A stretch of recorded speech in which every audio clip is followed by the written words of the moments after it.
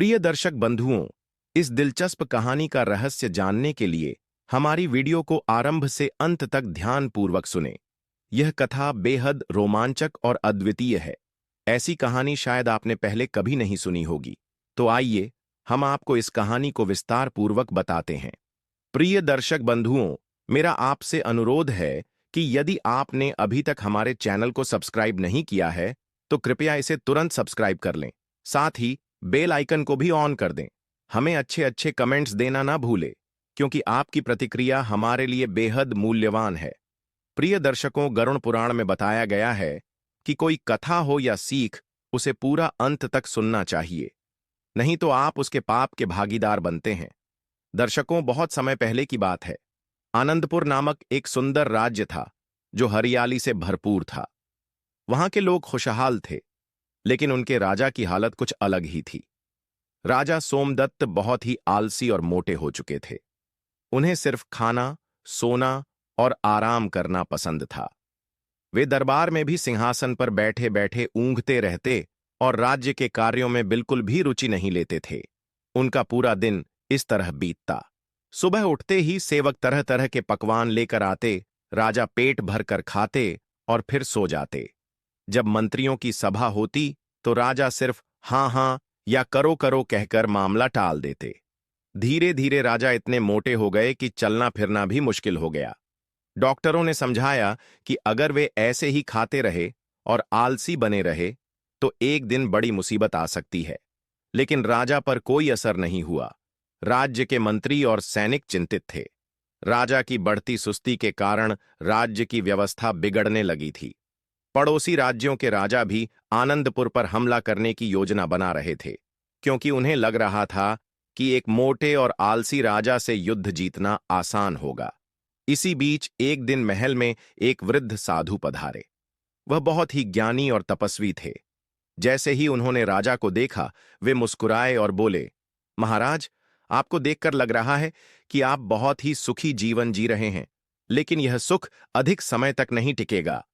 राजा ने उनींदी आंखों से साधु को देखा और बोले, महात्मा, मैं सच में बहुत सुखी हूं।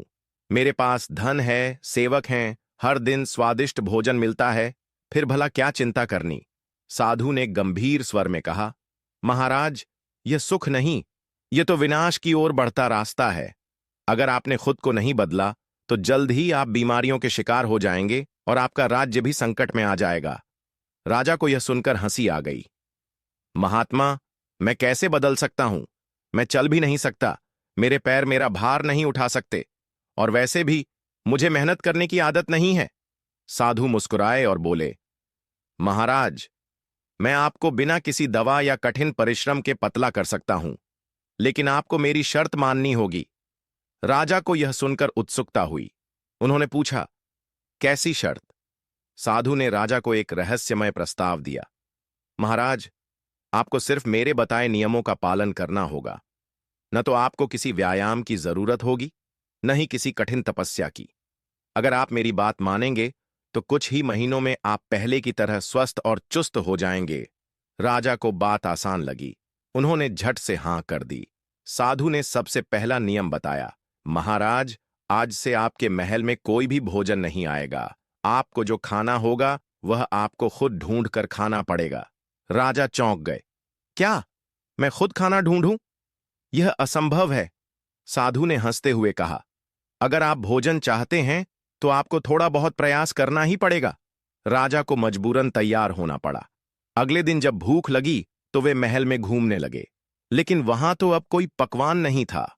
मजबूरन वे महल के बगीचे में गए और वहां पेड़ों से फल तोड़कर खाने लगे। पहले दिन तो राजा को बहुत गुस्सा आया, लेकिन धीरे धीरे उनका शरीर हरकत में आने लगा। कुछ दिन बीतते बीतते राजा ने महसूस किया कि उनका शरीर थोड़ा हल्का लग रहा है। साधु ने दूसरा नियम बताया, अब से आपको रोज सुबह महल से बाहर जाना होगा। जब तक सूरज उगेगा, तब तक आपको चलते रहना होगा। राजा यह सुनकर घबरा गए, लेकिन अब उनके पास कोई विकल्प नहीं था। अगर वे नहीं चलते, तो उन्हें खाना नहीं मिलता। धीरे धीरे राजा ने चलना शुरू किया। पहले मुश्किल हुई, पैर दर्द करने लगे, लेकिन जैसे जैसे दिन बीते, उनकी चाल में सुधार आने लगा। राज्य के लोग भी यह देखकर चकित थे कि उनका आलसी राजा अब सुबह सुबह महल से बाहर निकलता है और बागों में घूमता है। साधु हर दिन राजा को एक नया नियम देते रहे। उन्होंने राजा को धीरे धीरे शारीरिक कार्यों में व्यस्त कर दिया। कभी उन्हें लकड़ियां उठाने को कहते, कभी नदी से पानी भरकर लाने को कहते। राजा को यह सब पहले बहुत कठिन लगता, लेकिन फिर उन्हें इसमें मजा आने लगा। कुछ महीनों में राजा सोमदत्त पूरी तरह बदल चुके थे। अब वे पहले की तरह मोटे नहीं रहे। उनका शरीर हल्का और चुस्त हो गया। सबसे खास बात, अब वे आलसी नहीं रहे। वे सुबह जल्दी उठते, जनता के बीच जाते, उनके हालचाल पूछते और दरबार में ध्यानपूर्वक राज्य के मामलों को देखते। अब राज्य की व्यवस्था फिर से मजबूत होने लगी। राजा की चुस्ती और फुर्ती देखकर पड़ोसी राज्य भी आनंदपुर पर हमला करने की हिम्मत नहीं जुटा सके। एक दिन राजा ने साधु को धन्यवाद दिया और बोले, महात्मा, आपने मुझे जीवन का असली आनंद सिखाया। अगर आप न आते तो मैं बस खाने पीने में ही अपना जीवन गंवा देता। साधु मुस्कुराए और बोले, महाराज, असली सुख सिर्फ आराम करने में नहीं, बल्कि जीवन को पूरी तरह जीने में है। शरीर स्वस्थ रहेगा तो मन भी प्रसन्न रहेगा। राजा ने साधु से आग्रह किया कि वे महल में ही रहें, लेकिन साधु ने कहा, मेरा कार्य पूरा हो गया, अब मुझे अन्य लोगों की सहायता करनी है। इसके बाद साधु चले गए, लेकिन राजा ने उनकी सीख को हमेशा याद रखा। वे रोज सुबह टहलते, हल्का भोजन करते और राज्य का कार्य स्वयं देखते। आनंदपुर पहले से भी ज्यादा समृद्ध और शक्तिशाली बन गया। इस कहानी से हमें सीख मिलती है कि स्वास्थ्य सबसे बड़ा धन है। आलस्य जीवन को खोखला बना देता है।